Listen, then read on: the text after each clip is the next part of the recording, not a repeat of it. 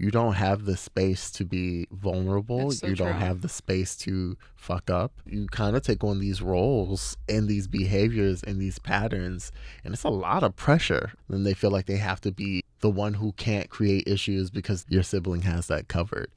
Or you just feel like there's nobody to catch you when you fall because maybe You've been doing it yourself. Yeah, Your whole life, taking absolutely. care of yourself.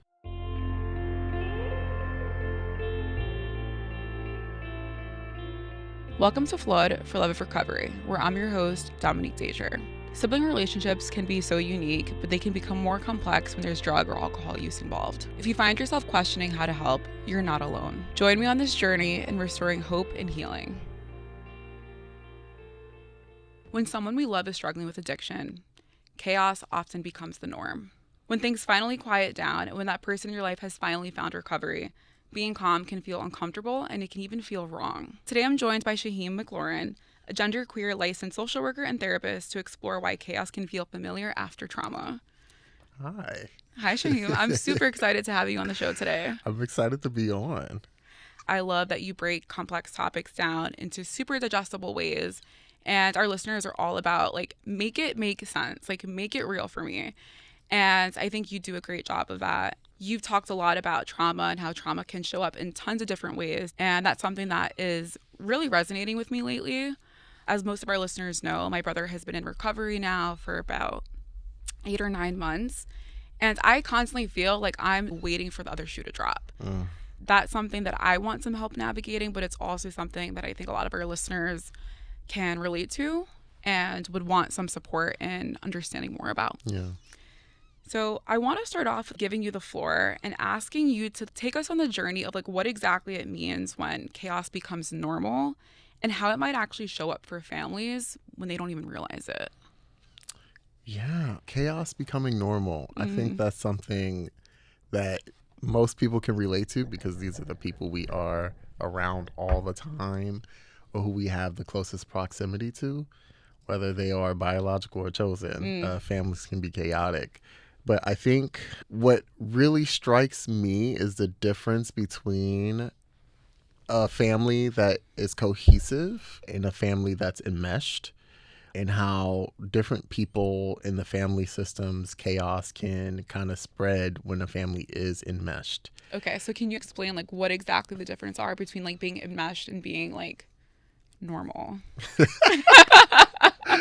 A cohesive family is a unit of people, normally biological, that share a lot of common things like religion, culture, ethnicity, practices, values that come from being in a family unit. Everyone within that unit, like, has the ability to express themselves freely, to be themselves individually, and everyone cares about everyone's individual emotional and mental health.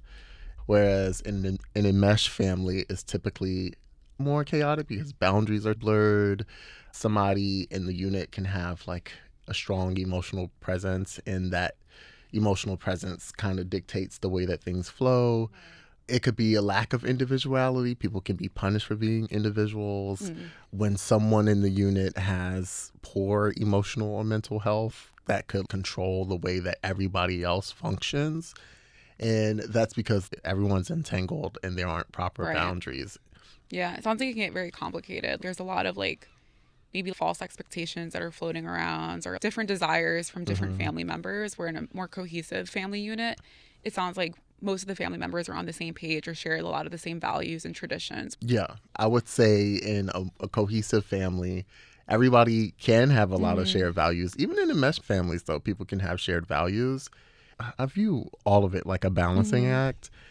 To be balanced in both the unit and also the individual is super important. Like when you are dealing with, say, a relative who suffers from substance use disorder, their misuse of substances can control the emotional flow of the household because there are no clear boundaries and everybody's emotions are entangled. It can dictate and control the way that people interact with each other and engage with each other. Absolutely. I can, like, definitely say that's true from, like, my own family's experience. Watching my parents become very consumed and, like, watching how they either haven't created boundaries, right, with other family members or with my brother. And everything just becomes like an emergency all the time. And it's very hard to see outside of that tunnel vision. Okay. And you're not creating like a safe space for the other family members if you're constantly consumed with one particular person or one particular situation. Could you tell us a little bit about what some of those challenges might be when it comes to substance use being introduced into the family? Yeah, I think it becomes like what came first, the chicken or the egg type of situations. That's for sure.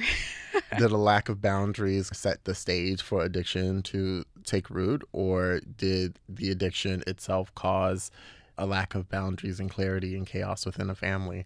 You got to figure that out situation by situation.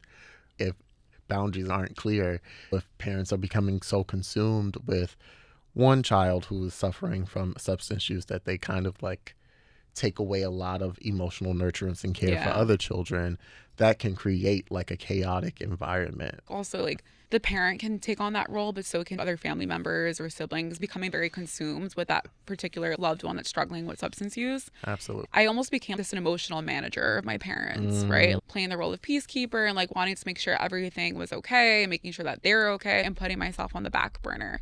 Yeah. Why do you feel like that's like particularly the case when it comes to siblings or maybe other family members that are not parents? Out of curiosity, can I ask, what age were you around the time when this started? Yeah, so my brother and I are 10 years apart. So I think when he started experimenting, I'd even been like 13. And then when his substance use became really chronic, he was like 16 and I was just moving out of like living with my parents. So it was like this weird dynamic of like me being a mom to him, me being a mom to my mom.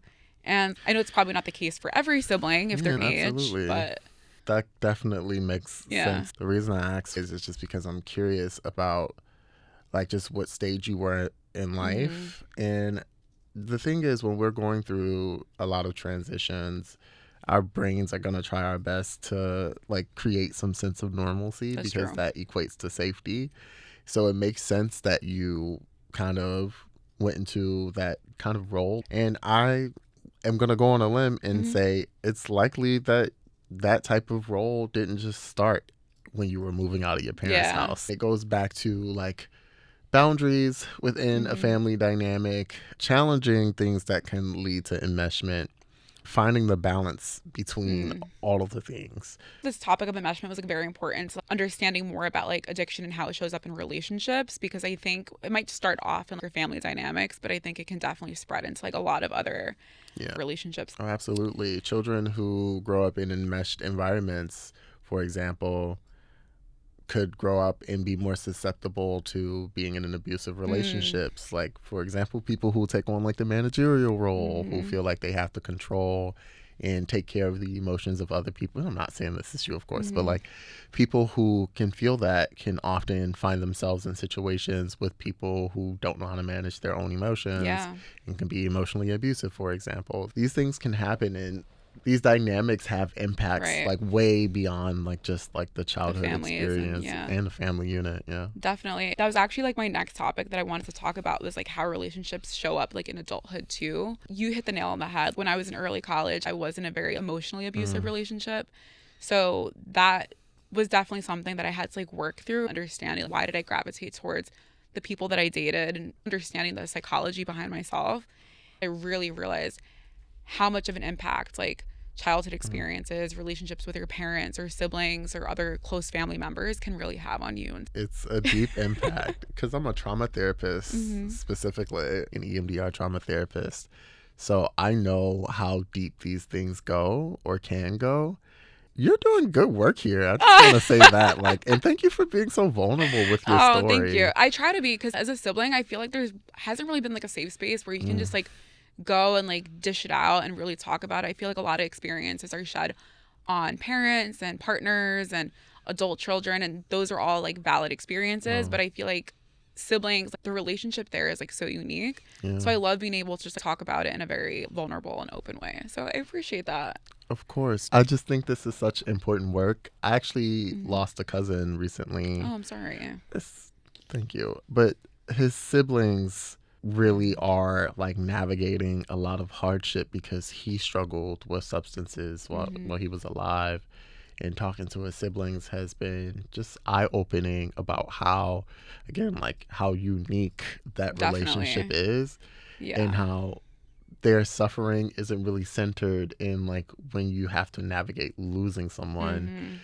and it's just such a deep bond, and it's Mm-hmm. like, thank you, because this Yeah. space is really important. Thank And you. I really appreciate that. But I feel like it gets very complicated. yeah, We talk a lot about like losing our parents or like losing other relationships, but I feel like no one talks about like what happens when you lose a sibling, and not just in terms of death, but also yeah, in terms of losing the relationship. You might have had a totally different experience despite growing up in the same household, mm-hmm. maybe having the same biological parents or not, or just the same environment. And like your perception of like what happened could be very different.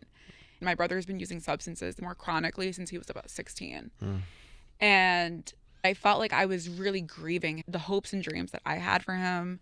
You start to grieve those expectations too. It's not just the physical sense of the relationship, but also like, I guess, your own dreams for them. So Yeah, it's very complicated. it's even evident in the way you preface like your grief for your brother, like Yeah. somebody who's like your literal sibling, like, yeah, I know we weren't this, Yeah, or but he's like like, my baby brother, you know? yeah, it's okay. And this goes for anybody. Pull to the forefront the love and what comes with that love, Mm-hmm. grief that you have for your siblings. And the fact that we are in a society where we have to even Mm-hmm. preface that says a Yeah. lot. Thank you. It's definitely tough because I feel like, especially in a society where, like, I feel like the addiction and recovery community is very split.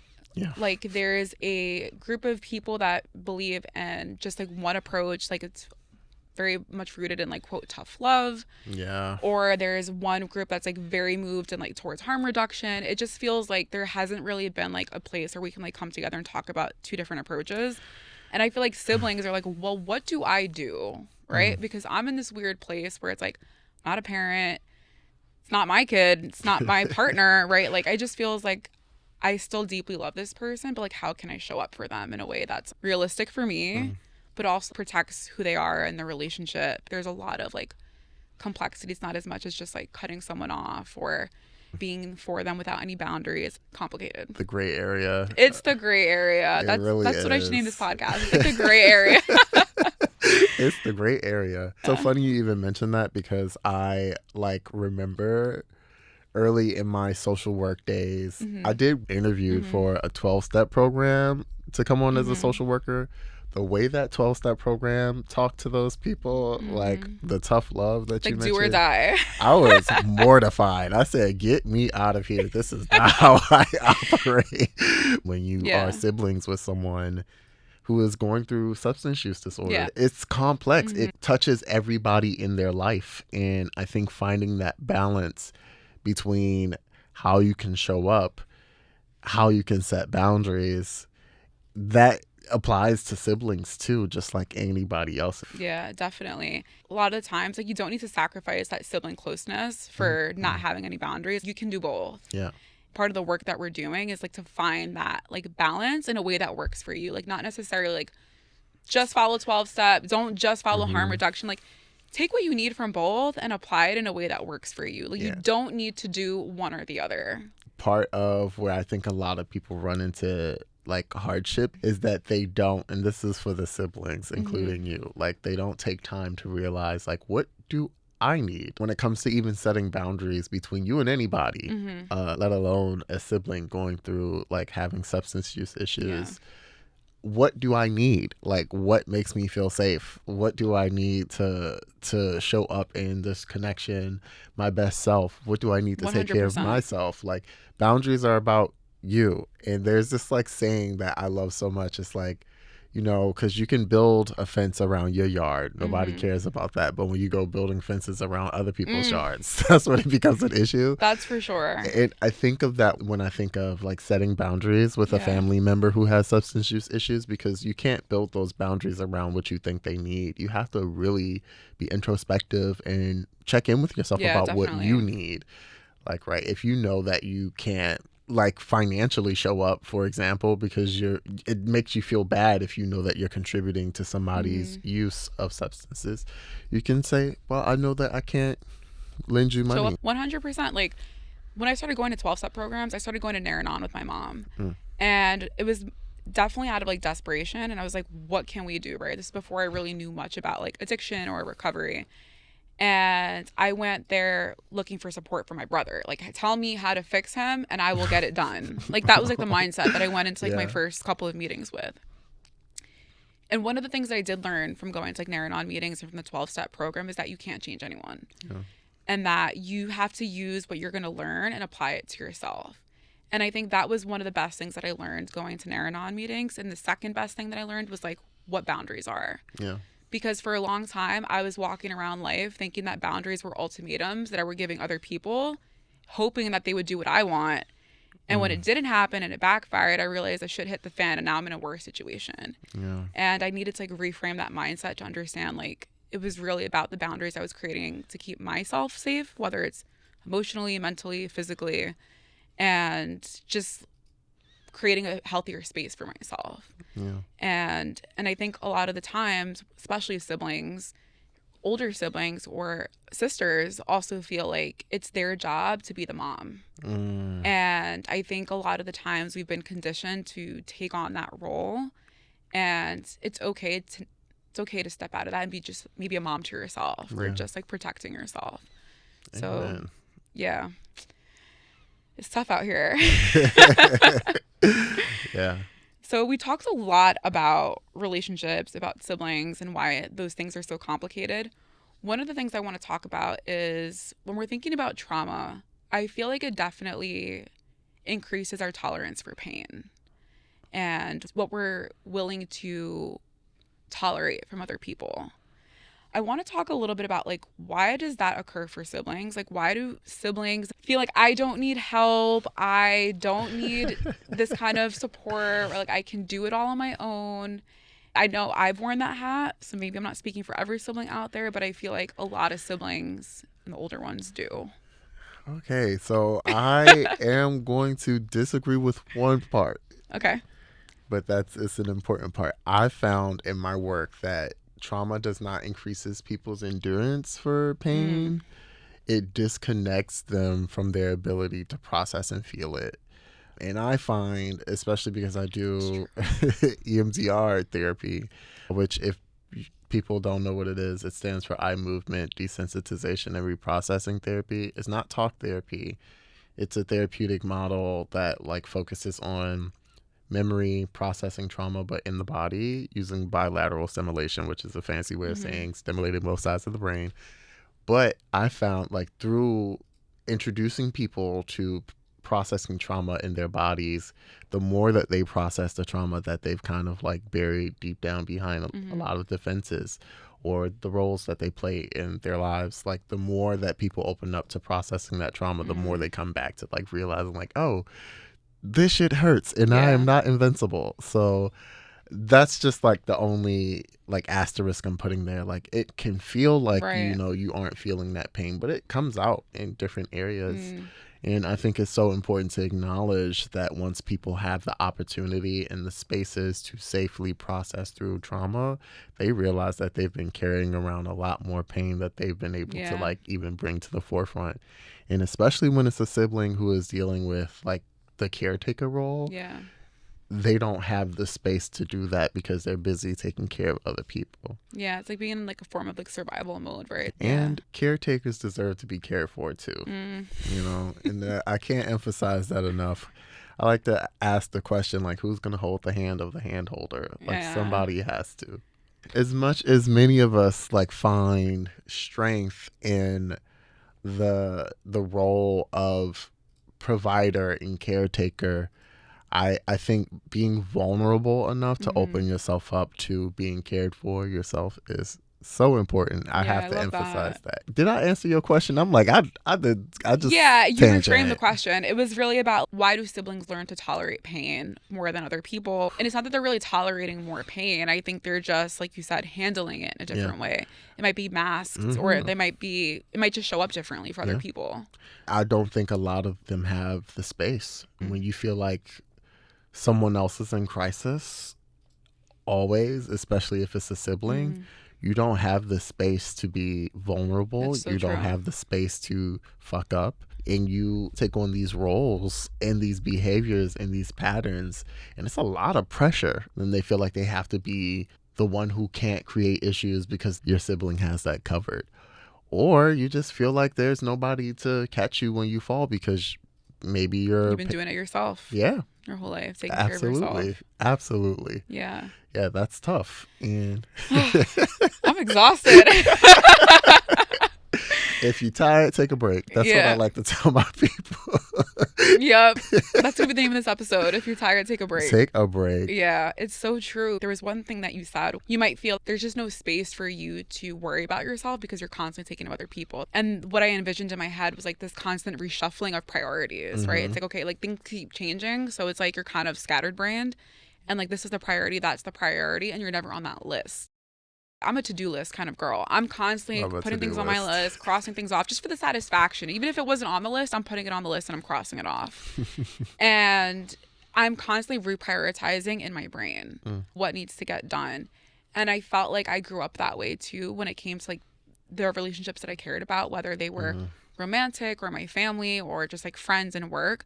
I was constantly prioritizing relationships based on like whoever was dealing with a crisis. And it's funny because I didn't make that connection until you were talking about it. And I do that with like a lot of areas of my life. It's like I'm constantly I guess that's normal to a degree, maybe just like figuring out what needs to get done. But it's also just like I'm never on that. I'm rarely on that list. It's constantly just like, what do I need to do for other people or what do I need to do for work? Yeah. And I think trauma and like that kind of grief can show up in a lot of different ways that we don't talk about. One thing I like to emphasize too is just like having the space to exist and that just be enough. I hope that you take that. Yeah. Yeah, and I hope that you have like such a very exuberant energy. So I'm assuming you are surrounded by a loving and strong community of people who like allow you to be cared for too. But I think that's an important thing to find. I'm a firm believer that community is the antithesis to a lot of the things that we deal with. When you can find a strong community of people who allow you to be vulnerable and to not be just the caretaker, it's easier to navigate life. And I hope that you find, if it's one or two people, I don't care, but somebody who lets you just like exist. Because sometimes to-do lists can wait. Yeah, no, I know. Definitely. And I really appreciate that because I feel like I forget that sometimes. And I think a lot of us do, right? We always talk about like, self-care and taking a break, but it's like, what does that actually look like? Like sometimes it just means like taking a break. And like my best friend, she always says, Dominique, I just want you to just like count ceiling tiles. Like literally just do nothing. Like just sit with yourself. Like that's like her slogan. And I always like laugh about it. So it's like 2026, I'm sitting with myself. Like that's what I'm gonna do. Counting ceiling tiles. I might use that one. Thank you, bestie. Yeah. It can definitely be complex, but I think there's a lot of resources out there. And you talked about finding community. I think that's super important. Yeah. And community, like you said, it doesn't need to be 100 people. It can be an intimate group of people that you trust and rely on. There's like that saying that the opposite of addiction is connection. And I think that's definitely true here. 1,000% agreed. And I don't know, again, I just keep coming back to like how amazing of a space this is and how often siblings are not centered in this process. I always just applaud anybody who's brave enough to talk about the thing that's like pushed to the back burner, or the people who are often not considered in conversations that are super important. Yeah.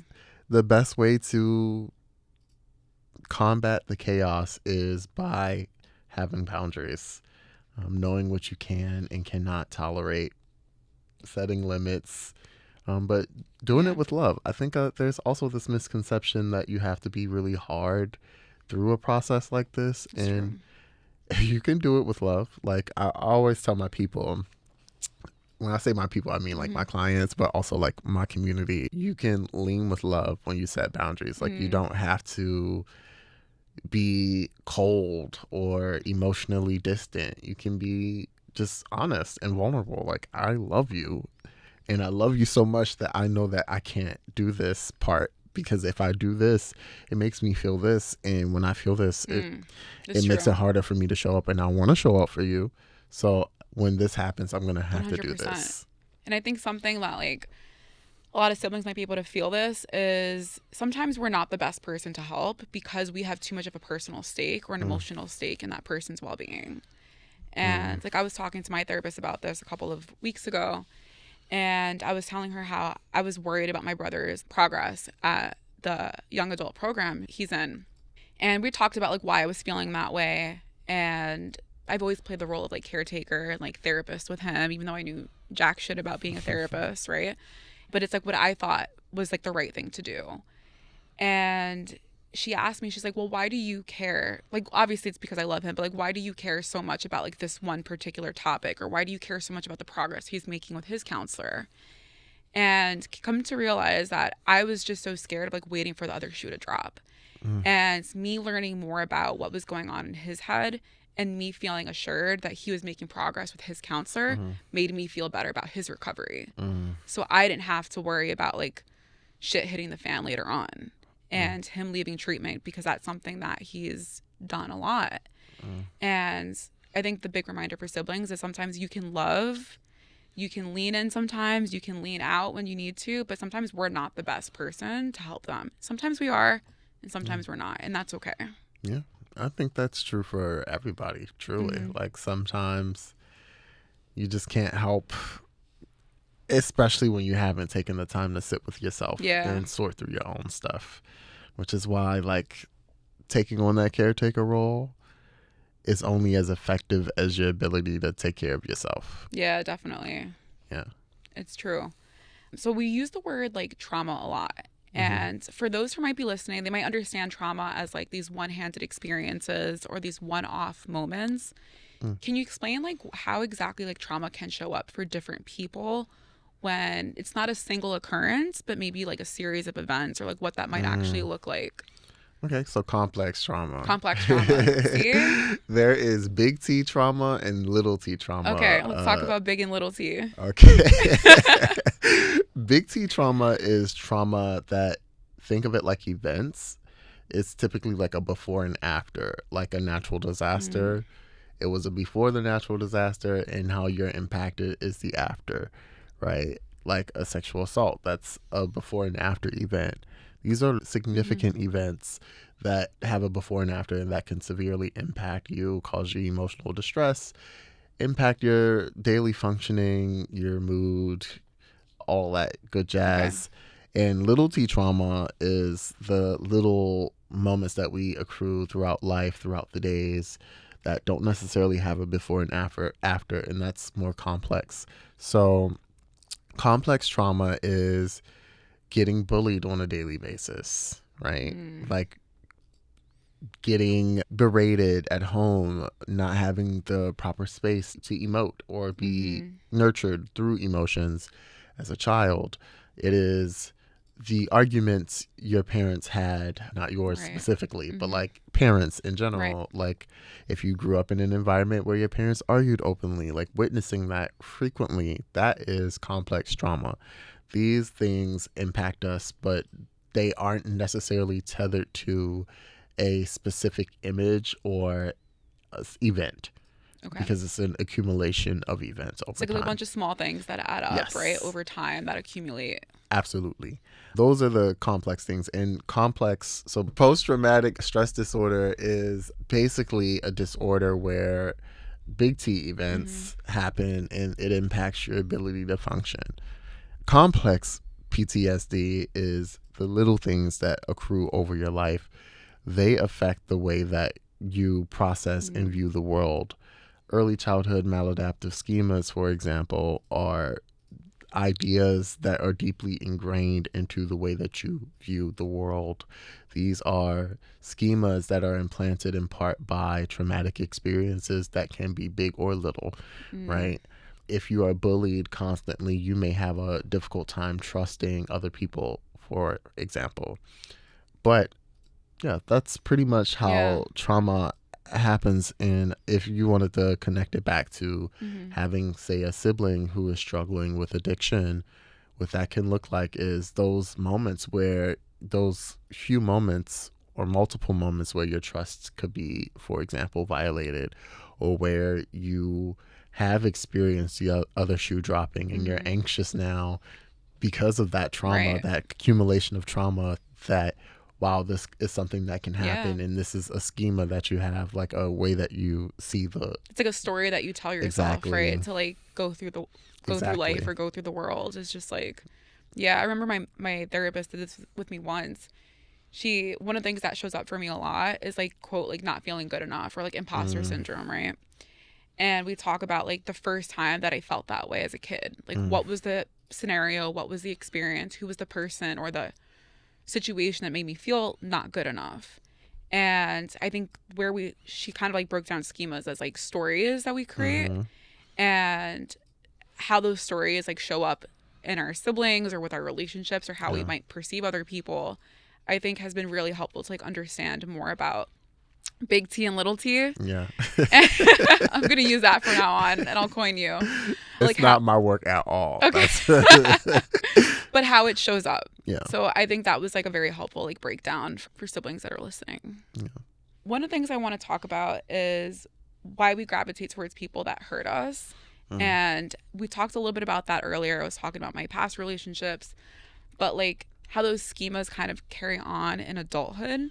Yeah. Like, are there stories that we kind of create for ourselves, whether it's with our siblings or with our partners or other relationships, that just continue as we get older?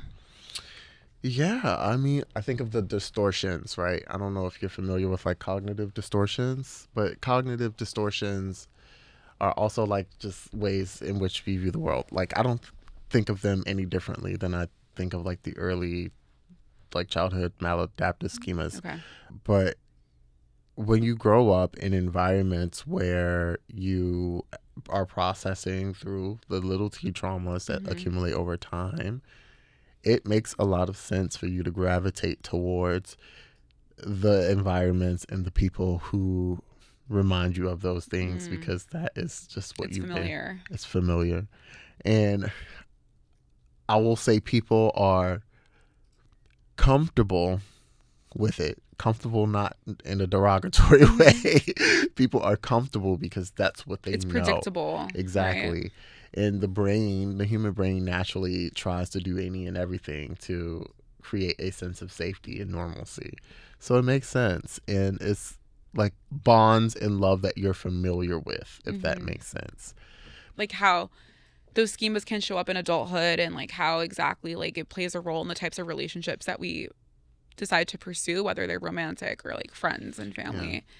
And I think that's exactly it. Like we crave the things that seem Yeah. predictable or seem safe, even if it's not safe. It just Yeah. seems like it's something that we've become accustomed to. Yeah.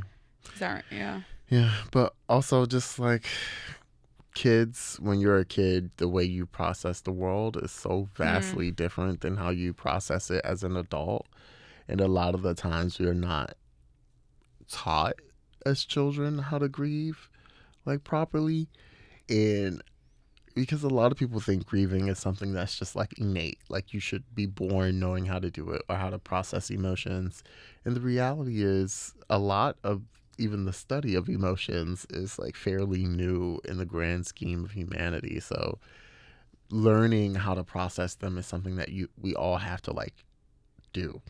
So I say the best way for you, if you find yourself in a situation where you are noticing a pattern of being kind of caught up in this wave of being in relationships with people that hurt you, I would assess the pattern, but really learn how to process those emotions that come with it and how to process your own emotions, because that will allow the grieving process to happen a little quicker, if you ask me. Because Pete Walker, who actually, I believe he coined the term complex PTSD.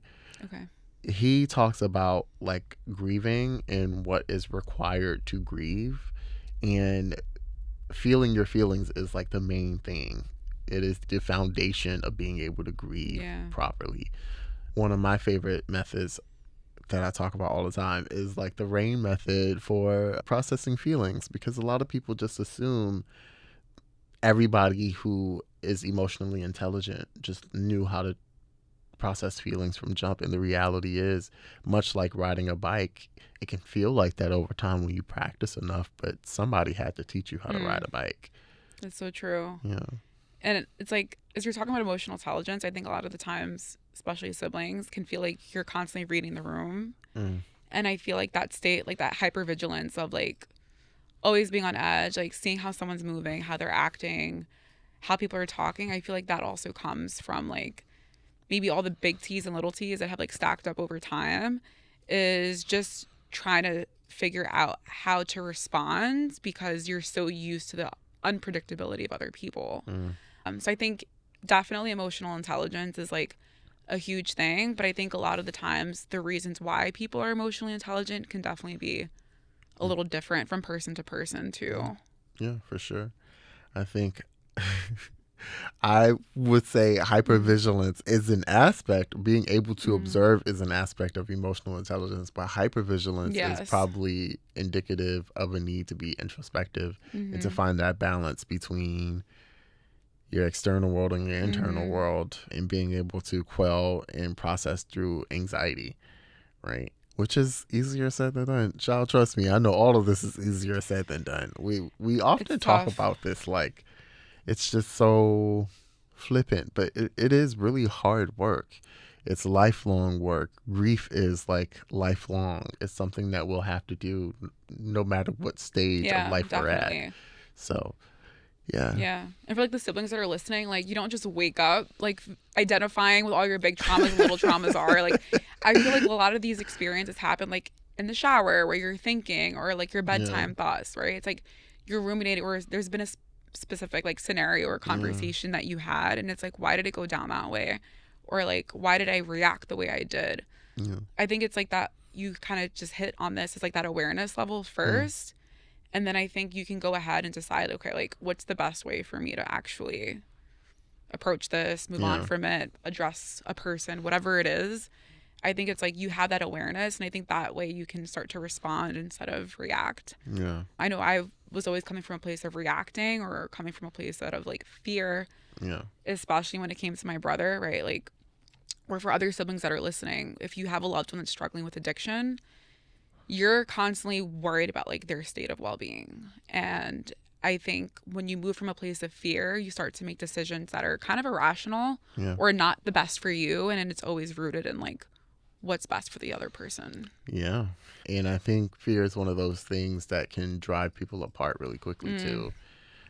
It's also really easy to build resentment when you are constantly making decisions in connection to other people out of fear. And I call resentment the great eroder, because it erodes every relationship it touches.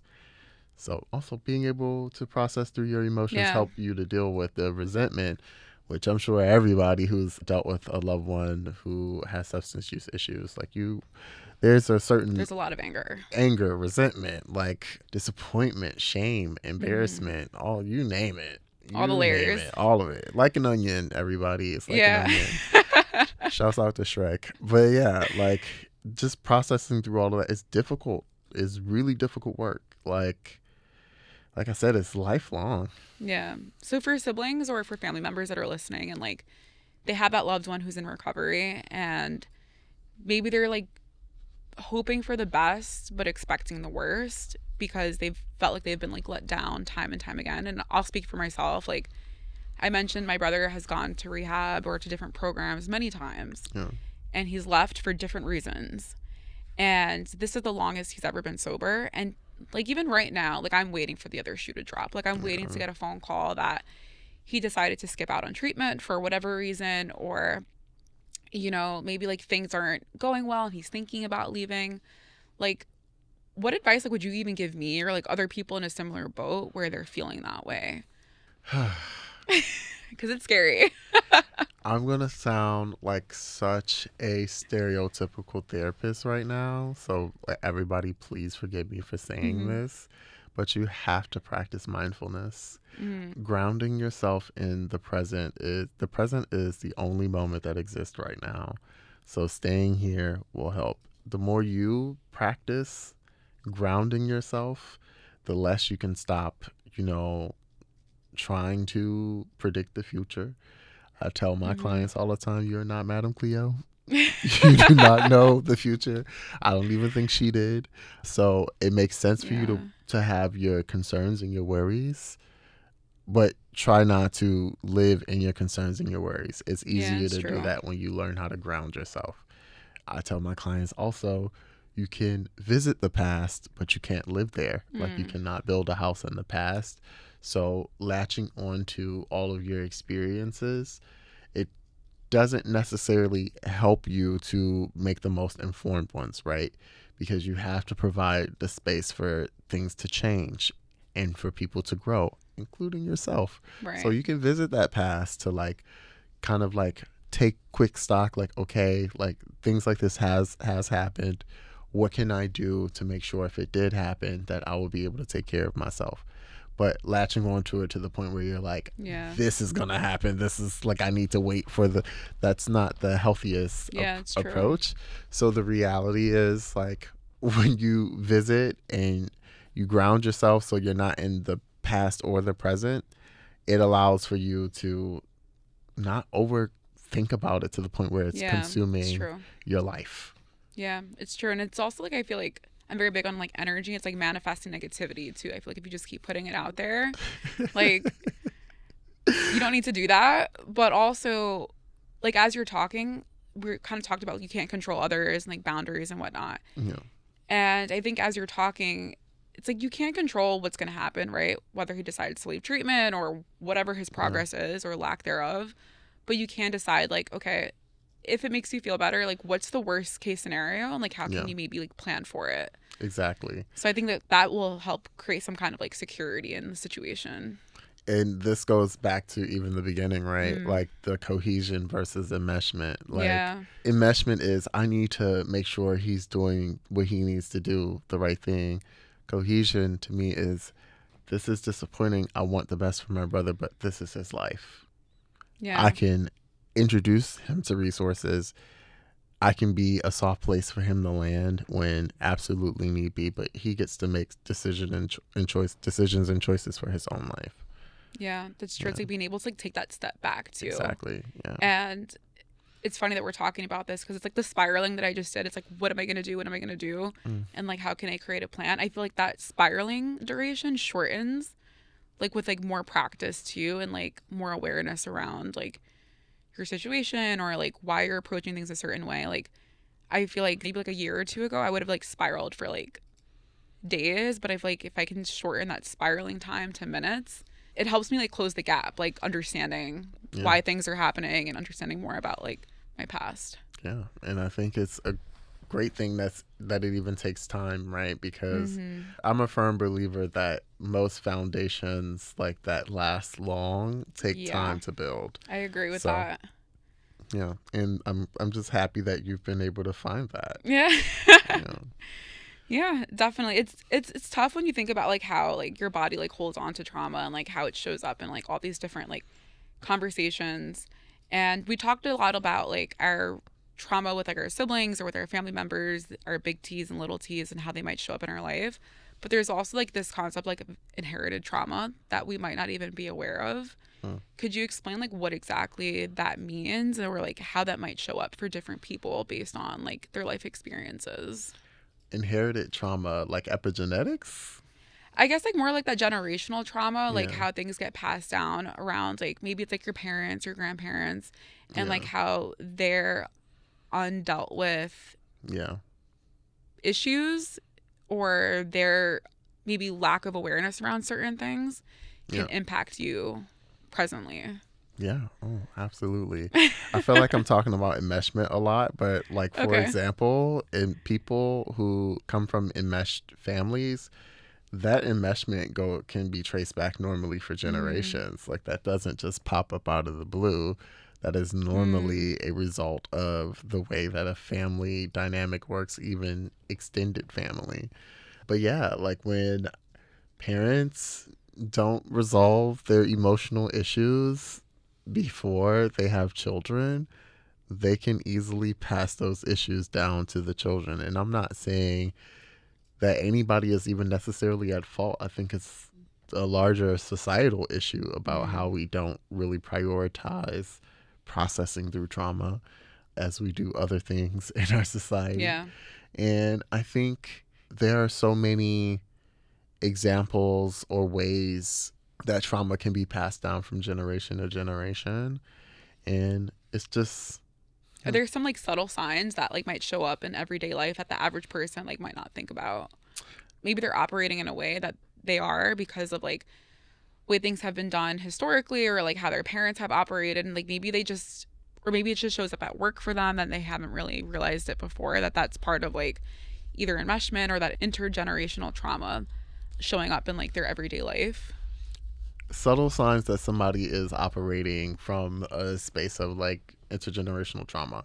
There are so many examples, but when parents do the extreme opposite of their parents. Oh, like when they say, I'm never going to be like my mom, or I'm never going to be like my dad, or whoever. Yeah. So, like, for example, if someone grows up with a very, very strict parent who was like hyper vigilant, who was super hands on, who was like rigid and hyper protective, and they grew up in that environment and felt very restricted, they could in turn, if they did the opposite of that parent, they could not enact enough structure in their children's lives, and those children could grow up feeling very neglected and like they're not cared for. And you know, in that, those children could grow to resent their parents the same way their parent resented their parents.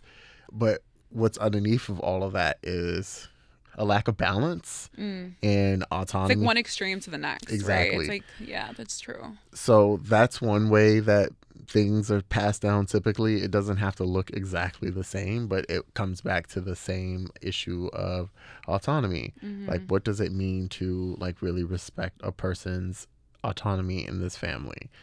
Whether it is like, you did not create the structure for me to learn how to be autonomous and I had to figure a lot of things out because you were too loose, or whether it's like I did not have the freedom to explore any other way of being autonomous because you were too rigid. There is alcoholism. Sometimes alcoholism can skip a generation when there's a generation of people who is like, I've seen my family drinking. I don't like that they've been drinking. I see what drinking can do. But then the next generation, like their next generation, is drinking and has similar issues. And it's because nobody felt the pain in the family or processed through exactly what created the drinking to begin with. And a lot of the times when it comes to intergenerational trauma and how it's passed down, the issue is that people are not grieving and processing their emotions properly. Nobody's really having the conversations. I actually reread this book, It Didn't Start With Us, which is a book about epigenetics and how trauma is passed down, ironically, from generation to generation. He basically talks about a family member that isn't necessarily spoken about, the person in the family that the family is ashamed of. Like that, it's like swept under the rug, or it's just not like a topic of conversation. Exactly. Like everybody has that one cousin who like nobody talks about, but they know they did that Something's thing. off.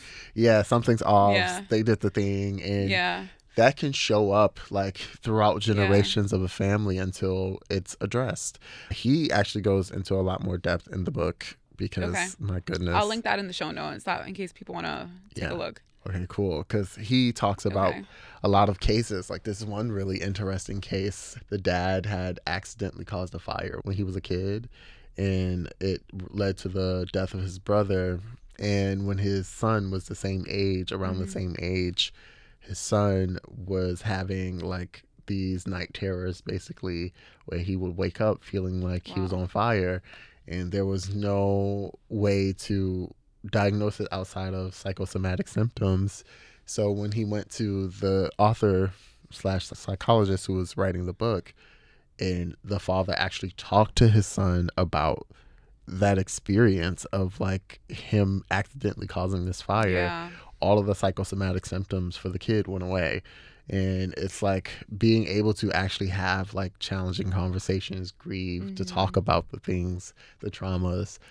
That is definitely healing. And I think a lot of the times that generational stuff is passed down as a lack of healing and a lack of having open and honest conversations about what people are feeling. Like leaning into the role, for example, of caretaker as opposed to saying, I'm scared. Right. I'm fucking So true. terrified. Yeah. Or like not being able to say, like, I don't feel like I'm being nurtured and I feel like I have to show up like this in order for you to care about me. To Yeah. family, for example. Like, those conversations prevent that passing down of trauma, but that trauma gets passed down when people are not having these conversations, Yeah, so true. are not given the space to grieve in a healthy way. And that's part of why I also encourage people often talk to your loved ones. If they are open, if anybody will listen, talk to them about this type of stuff. Yeah, definitely. And I think even for like parents that are listening too, it's like don't be scared, you know, when your kids can understand what you're saying, especially if they're younger. It's like you can break things down to them in a way that is Absolutely. digestible depending on like their age bracket. But I also think like when we start to push things under the rug and we know that there's trauma in the family, or we know that there's like this crazy thing that happened, or the kid might understand parts of it and we don't want to talk about it, I feel like talk about it. Yeah. Like kids pick up on a lot of signals before substances even like picked up. It's like they're picking up on like your behavior, they're picking up on like the way you're moving and the way you're talking. And I think if you can explain like if there is intergenerational like alcoholism, it's like dad did this or mom did this, or like there's this thing that went on in our family and like it's showing up this way. I don't know if this is true, but I feel like if you talk about like alcohol use or drug use and how it's been in the family, I feel like kids can make a more of a conscious effort to maybe not pick up, or you can talk about it in a way that like makes sense for them rather than just like act like it never actually happened. Absolutely. Kids are like extremely smart. Like they're like sponges. They absorb all of the information in their environment. And I think having open and honest conversations within, you know, the age range, Right. of course, age appropriate conversations with children, it really does help. Yeah, definitely. We've unpacked a lot, and I want to start talking about the importance of like healing for yourself and also deciding how you want to rebuild relationships if you so choose to do so. A lot of families or siblings in particular might want to repair relationships when their sibling is in recovery. That might not always be possible. Yeah. You know, every relationship or situation is going to be very different. And some families decide to cut others off. Some families decide to like lean in and support throughout their recovery. Yeah. What advice would you give to someone who's listening and deciding like, I don't know what kind of relationship I want to have? Like, what should I do? Yeah, I think we talked about it a little bit already, but I do think people should take the time to actually assess what it is that they want. Like, really, truly give yourself the space to ask, what do I want? Yeah. And that doesn't have to come from, because a lot of times people hear that question, like, what do I want? And they come to the conclusion, I don't know the answer to that question. When I'm asking this, I'm asking people to go a little deeper. Like, what do I need? Maybe what do I need is a better question. There it is. I like that. Your core attachment needs, right? Think of those. Like, I want to be loved. I want to be heard. I want to be respected. I want to feel prioritized. Like those type of needs that all human beings have and want and crave. Like, how does the relationship with whoever you're trying to repair one with, how can you in that relationship have those things? And if you know that you want to be, for example, loved in the relationship between you and your sibling, but you know that when your sibling is screaming at you in your face because they don't feel that like they're emotionally hurt or they're in pain, and as a result of being in emotional pain have turned towards substances, you could set the boundary like, I want to be loved in this relationship, but I can't do this relationship when you're screaming at me like this, because I do love you and I love me too, and it makes me hurt, and I want to have a conversation with you, of course, but I can't have that screaming. Yeah. I love that you've framed what do I want into what do I need. Yeah. Because I think a lot of the times what we want, what we need conflict. And especially when I think about like what I want for my relationship with my brother, I want to be able to be there for him whenever is needed, right? He wrote me a really cute letter over the holidays saying I've always been there for him. And I'm like, while all that is true, it was exhausting, and it came with a lot of sleepless nights where I didn't really know like what was going to happen over the next few days. A lot of unpredictability. And would I do it all over again? No, I would do it the same way I did because I did the best I could with the information I had. But moving forward, I feel like I would want that stability. Like I would want to feel safe. And if that means like having to put boundaries in place, I can still, like you said, be there for him or be there for whoever, but having parameters in place where I can feel like I'm protecting my safe space, like mentally and physically. Yeah, absolutely. Yeah, well, I really appreciate that. And I also think for siblings that are listening, understanding that it's okay to move out of survival mode. It's going to look different for everyone, but it's not always black and white. So it's almost gray zone, it's almost never black and white. Yeah. That's the beauty of it. Yeah. Oh my God. Finding a balance is what matters. The balance between you being worried about the future and like the past, using the information of what you've learned before. Like it's all a balancing act. And it's okay if you don't have it figured out or perfect each and every time. Like that's okay. Very helpful reminder. It's like waiting for the other shoe to drop is not going to stop the shoe from dropping, but you can definitely like live your life in spite of it. Exactly. Well, perfect way to put that. I will say grace is really important. When you're navigating something so unpredictable like life in general, but especially when you add into it like navigating addiction, when you're learning all of these like things about like mental health, like boundaries and epigenetics, whatever you want to call it, like just be graceful with yourself. You have to give yourself grace. You have to be compassionate with yourself. Self-compassion is actually so crucial and essential to grieving, because you don't grieve if you are not giving yourself compassion. I always ask people, like, if you grew up in one house, if there are two houses, one kid grew up in an environment where they were telling that kid, you are perfectly fine with expressing yourself emotionally, you are doing the best you can, I'm going to love you no matter what is going on, and just do your best and I'm going to support you, versus somebody who grew up in an environment where they're being told every day that they're doing too much, that they're a sack of shit for having a bad day.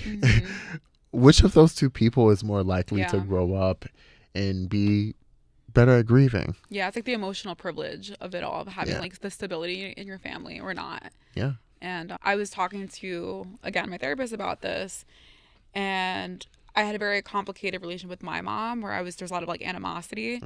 And I just felt like, you know what, I'm going to start to like learn how to like let that go, because at the end of the day, my mom is going through life for the first time too. Like she's doing the best she can as a mom, as a parent. Like this is all new to her too. Like these are all new experiences. Like we need to give ourselves grace to the other people in our lives too. Like not just like, we're all doing life for the first time.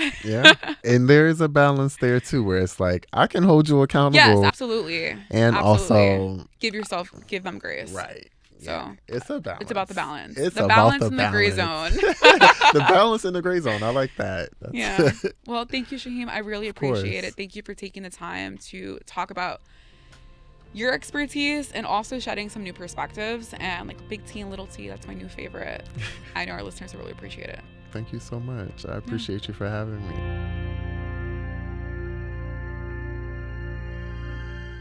Thanks for listening to this episode of For Love of Recovery. If you enjoyed this episode or know somebody who might, please leave a comment and share it. You can also join our Facebook group, Siblings for Love of Recovery, if you're looking to have deeper conversations around your siblings' drug or alcohol addiction. And remember, where there's hope, there's healing.